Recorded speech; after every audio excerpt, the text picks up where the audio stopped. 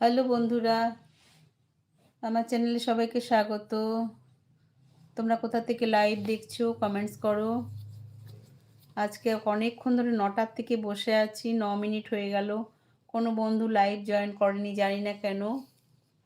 তো তোমরা করেছো, কোথা থেকে লাইভ দেখছো কমেন্টস করো প্লিজ।